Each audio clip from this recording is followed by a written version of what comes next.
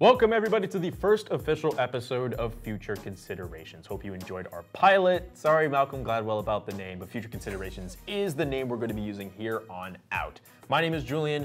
I'm with Ash this week. If you're not familiar with what we do here, we basically debate what if scenarios in the world of sports. What if this move happened? What if this player got traded? What if this player got injured? And for this week's episode, we are going to be talking about Bo Jackson.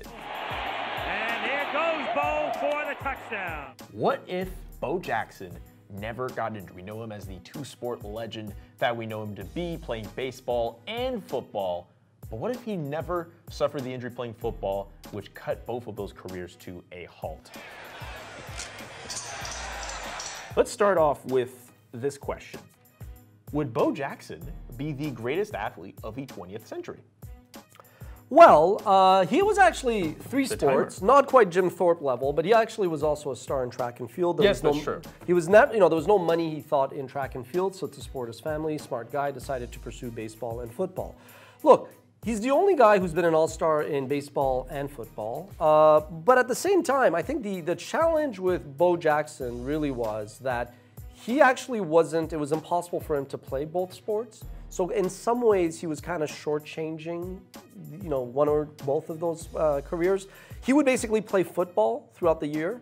He would play baseball the whole year, and then he would show up like week 8 of the NFL season.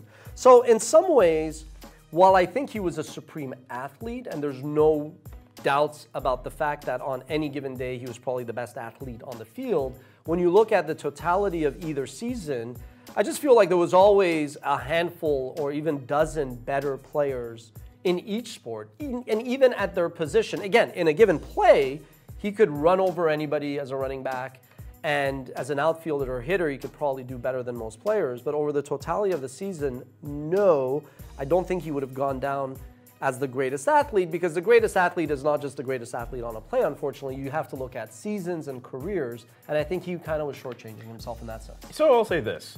While I agree with you in the fact that he may never be, he wouldn't be seen as the greatest athlete, and I think a lot of people would have recognized Jim Thorpe, I think Bo Jackson would have been recognized as the most exciting athlete of the 20th century. And because of the fact that we were able to see his exploits on TV, well, the people in the 20th century were able to see his exploits on TV, the Bo Knows ads with Nike. Bo, you don't know diddly. And the fact that there seemed to have been this kind of godlike, mythical sense about him. There are all these legends, like from the 30 for 30 about him, about how when he was like an 8-year-old or in 8th grade, he just dunked a stick, and everyone was amazed about how he dunked the stick, or how he took this rock and killed this minister's pig in his area. There's a whole bunch of crazy stories about Bo Jackson that kind of make him into this godlike figure. And then to see him go on the football field and run people over while as a member of the Oakland Raiders, and to see him kill it as a baseball player. There's something about Bo Jackson that kind of endeared a whole generation of kids around him. As here's a throw, Gallego tagging, and Bo gets it! What a throw by Bo Jackson! Not to get all semantics, I don't think he was the most exciting player, because very respectfully to Bo Jackson, even as running back, Barry Sanders was more exciting, and there's more exciting outfielders, and I think he was probably the most impressive athlete. Bo knows tennis? I think he was just fundamentally this beast, this thing out of the ordinary that could, again, like he could topple a linebacker into the end zone, as he did Brian Bosworth, but he could also catch a field baseball, and then run over like the fence and come down and break a bat on it. So yes, he was the most impressive athlete. But in any case, I think, there's no doubt that he was this out of this world figure. But remember, exciting, and it was a tragic right? figure in many ways. Yes, absolutely. But remember, if he was healthy, completely different story. Let's go to question number 2.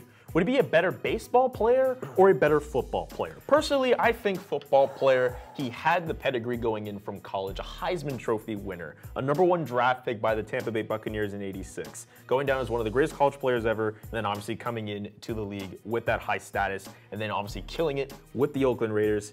I don't know. I think with and the 91-yard run, running through the tunnel, running over Brian Bosworth. Also, there's no baseball game with Bo Jackson. But there is Tecmo Bowl. You know who's the best player in Tecmo Bowl? Bo Jackson. So let's start playing. I'm the Raiders. I'm Bo Jackson. So I think Bo Jackson, with a full career already, with a full career, he would be a better football player than a baseball player. Okay, partly as his contemporary and another player who did the two sports, Deion Sanders. It's hard to talk about Bo Jackson without referencing Deion Sanders. 100%. Now, Deion Primetime would say that football was his wife, baseball was his mistress. I actually think that with Bo Jackson it was the opposite. I think baseball, partly maybe because it was safer, maybe more versatile. He could play defense and offense. I think if you look at it, he was a great running back, but again, showing up on week 8, you have to take that into consideration.